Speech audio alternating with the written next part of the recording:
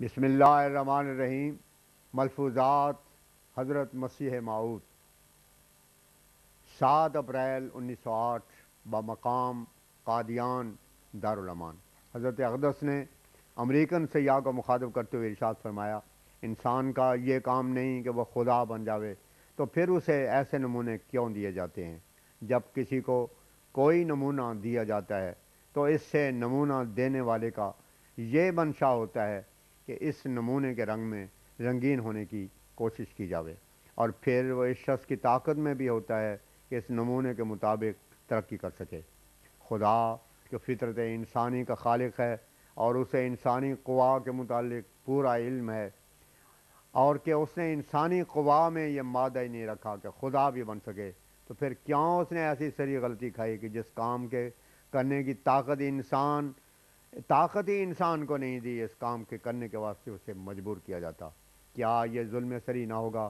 رسالت اور نبوت کے ذریعہ تک کے درجہ تک تو انسان ترقی کر سکتا ہے، کیونکہ وہ انسانی طاقت میں ہے۔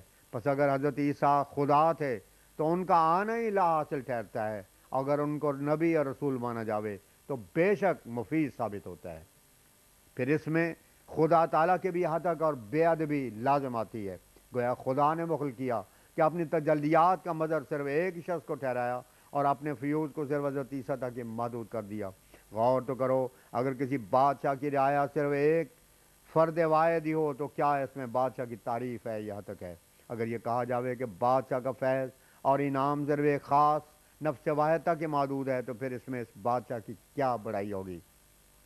پر جب خدا کے کروڑوں بندے دنیا کے مختلف ممالک میں موجود تھے تو کیا وجہ کہ خدا تعالیٰ نے اپنے فیوز کو صرف بنی اسرائیل تک ہی محدود رکھا؟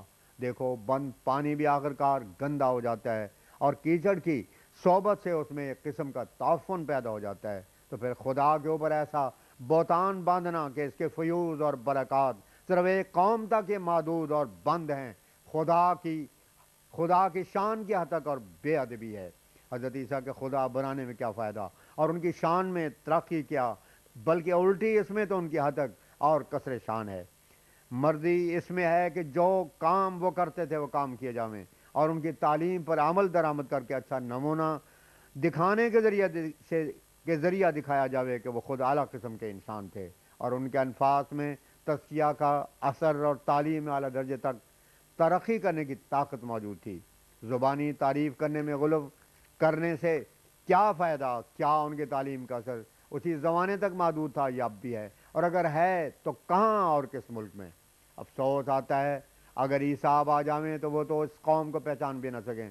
ہم ان سے محبت رکھتے ہیں اور آپ محبت نہیں رکھتے ہوں گے کیونکہ آپ کو ان کی خبر نہیں۔ ہم نے تو ان کو بارہا دیکھا ہے، بلکہ ہم تو جانتے ہیں کہ اب بھی خود آپ لوگوں کے گھر میں ہی تفریقہ ہے، اختلاف ہے۔ بعض ایسے فرقے عیسائیوں میں اب بھی موجود ہیں جو حضرت عیسیٰ کو خدا نہیں مانتے بلکہ صرف ایک برگزیدہ نبی مانتے ہیں، اور قرآن شریف سے بھی یہی ثابت ہوتا ہے۔ تو جب گھر میں ہی اختلاف ہے تو کیوں وہ راہ ترک نہیں کی جاتی جو کہ بے اتفاق خطرناک ثابت ہو چکی ہے؟ باقی راہ یہ کہ اب دنیا میں کیا ہوگا سو اس کے متعلق ہم صرف اتنا کہہ دینا کافی سمجھتے ہیں کہ دنیا اپنی اس موجودہ حالت پر نہیں رہے گی، بلکہ اس میں ایک عظیم الشان تغیر اور انقلاب واقع ہوگا۔ سوال: مسیح کو آپ نے کس طور سے دیکھا ہے؟ آیا جسمانی رنگ میں دیکھا ہے؟ فرمایا ہاں، جسمانی رنگ میں اور عین حالت بیداری میں دیکھا ہے۔ سوال: ہم نے بھی مسیح کو دیکھا ہے اور دیکھتے ہیں، مگر وہ روحانی رنگ میں ہے، کیا آپ نے بھی اسی طرح دیکھا ہے جس طرح ہم دیکھتے ہیں؟ فرمایا نہیں، ہم نے تو ان کو جسمانی رنگ میں دیکھا ہے اور بیداری میں دیکھا ہے۔ اس تقریر کے بعد حضرت اقدس مسیح موعود علیہ السلام نے فرمایا ان کے واسطے چائے تیار ہے، لہٰذا ان کو چائے پلائی جاوے، اور اس طرح سے جلسہ برخاست ہوا۔ انگریزوں نے حضرت اقدس کا بہت بہت شکریہ ادا کیا، اور کچھ کھانا اور چائے پینے کے بعد مدرسے کو دیکھتے ہوئے جہاں ایک طالب علم ہائی اسکول محمد منظور علی شاکر نے سورہ مریم کی چند ابتدائی آیات نہایت خوش الحانی سے پڑھ کر سنائیں، کیونکہ اس وقت ان کی قرآن شریف کی گھنٹی تھی۔ قرآن شریف سن کر وہ خوش ہوئے اور پھر بٹالے کو چلے گئے۔ کھانا کھانے کے میز پر بیٹھے ہوئے انہوں نے حضرت مفتی محمد صادق صاحب سے ایک سوال کیا کہ مرزا صاحب کی وفات کے بعد کیا ہوگا، جس کا جواب مفتی صاحب موصوف نے یوں دیا کہ آپ کی وفات کے بعد وہ ہوگا جو خدا کو منظور ہوگا اور جو ہمیشہ انبیاء کی موت کے بعد ہوا کرتا ہے۔ 11 اپریل 1908 بوقت سیر کسی موترس کا ایک خط حضرت مولانا مولوی سید محمد حسن صاحب کی خدمت میں آیا تھا، جس میں اس نے مرزا احمد بیگ والی پیشگوئی پر اعتراض کیا تھا۔ حضرت مولوی صاحب موصوف نے حضرت اقدس کی خدمت میں بوقت سیر اس کا تذکرہ کیا۔ حضرت اقدس نے فرمایا ایسے آدمی سے پہلے یہ دریافت کرنا چاہیے کہ آیا تم کلمہ گو بھی ہو یا کہ نہیں، اور حضرت صلی اللہ علیہ وسلم اور انبیاء سابقین پر بھی ایمان رکھتے ہو یا کہ نہیں۔ تعجب آتا ہے ایسے لوگوں کی حالت اور عقل پر کہ ہزارہ قسم کے نشانات دیکھتے ہیں، ان کی تو کچھ پرواہ نہیں کرتے اور نہ ان سے کوئی فائدہ اٹھاتے ہیں، مگر جب ایک ایسے امر کو جو متشابہات میں سے ہوتا ہے بوجہ اپنی کم فہمی اور کم عقلی کے اس حقیقت کو نہ سمجھنے کے باعث اعتراض کرنے بیٹھتے ہیں، حالانکہ ان سے اگر یہ سوال کیا جاوے کہ اور جو ہزارہ بین نشان موجود ہیں ان سے تم نے کیا فائدہ اٹھایا ہے، تو یقیناً ان سے کوئی جواب بن نہیں آتا، حالانکہ وہ امر جس کو وہ اپنی کم علمی کی وجہ سے نشانہ اعتراض بناتے ہیں عین سنت اللہ کے موافق ایک امر ہوتا ہے، اور کوئی بھی نبی نہیں گزرا جو اس سنت سے باہر رہا ہو۔ پس اس سنت سے انکار کرنے والے کے ایمان کیسے خطرے میں ہے؟ وہ صرف ہماری پیش گوئی پر ہی اعتراض نہیں کرتا بلکہ حضرت صلی اللہ علیہ وسلم کی بھی تکذیب کرتا ہے، اور اس طرح سے تو دوسرے تمام انبیاء کی بھی تکذیب لازم آتی ہے۔ دیکھو حضرت صلی اللہ علیہ وسلم کا صلح حدیبیہ کا معاملہ، جس میں بعض بڑے بڑے اکابر صحابہ کو بھی ٹھوکر لگ گئی تھی، مگر پھر خدا نے ان کی دستگیری فرما کر ان کو بچا لیا، حتیٰ کہ حضرت عمر رضی اللہ تعالیٰ عنہ بھی اس میں شریک تھے۔ پھر حضرت صلی اللہ علیہ وسلم کے اس امر کے اظہار فرمانا کہ ابو جہل مسلمان ہو جاوے گا، ما سوائے ان کے حضرت عیسیٰ کے 12 حواریوں کے 12 تختوں کا معاملہ، حضرت یونس نبی کی قوم کا معاملہ، حضرت موسیٰ کی زندگی میں بھی ایسا معاملہ موجود ہے، تو پھر ہم حیران ہیں کہ ایسا معترض مسلمان کہلا کر کس کس بات کا انکار کرے گا؟ یہ تو ایک بیہودہ بات ہے کہ جس بات کی سمجھ آئی اس کا انکار کر دیا۔ دیکھو ہماری اس پیش گوئی کی ایک ٹانگ تو اسی وقت پیش گوئی کے عین مطابق ٹوٹ گئی، جس کی وجہ سے ان لوگوں پر خوف طاری ہو اور انہیں صدقہ اور خیرات سے اور طرح سے عز و انکسار گریہ و بکا سے توبہ کر دی، تو اللہ تعالیٰ نے بھی مطابق اپنی سنت کے ان سے سلوک کیا۔ دیکھو حضرت یونس نبی کا قوم سے جو عذاب کا وعدہ تھا، اس میں تو کوئی شرط موجود نہ تھی، اور صاف اور صریح الفاظ تھے کہ 40 دن کے بعد تم پر عذاب نازل ہو جائے گا۔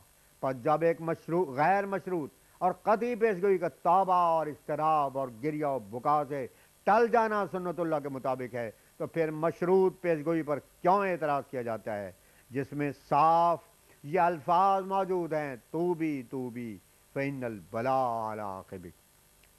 حضرت شاہ عبد القادر جیلانی رضی اللہ تعالیٰ عنہ اپنی کتاب فتوح الغیب میں لکھتے ہیں قد یوعد ولا یوفی، کہ بعض وعدے خدا تعالیٰ کے ایسے بھی ہوتے ہیں جو پورے نہیں کیے جاتے۔ خود قرآن شریف میں متشابہات کا ذکر ہے، مومن اور کافر میں ایسے متشابہات سے تمیز ہو جاتی ہے، اور چھپے ہوئے مرتد اور منافق لوگوں کے الگ کرنے کا یہ ایک آلہ ہوتے ہیں۔ خدا تعالیٰ اگر متشابہات نہ رکھتا تو دنیا ہی نہ رہتی۔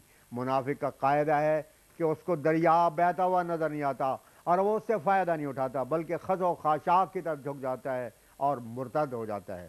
اگر منہاج نبوت سے باہر کوئی ہم پیش کرتے ہوں اور کوئی نئی بات اپنی طرف سے پیش کرتے تو اعتراض کا موقع بھی تھا۔ قرآن شریف میں آیا ہے لو کنا نسمع او ناقل ما کنا فی اصحاب السعیر، سورہ ملک آیت 11 پر۔ جس شخص نے نہ کبھی صحبت میں رہ کر ہماری باتوں کو سنا ہو اور نہ خود منہاج نبوت کے ثبوت پر پرکھنے کی عقل ہو، وہ کیسے ہدایت پا سکتا ہے؟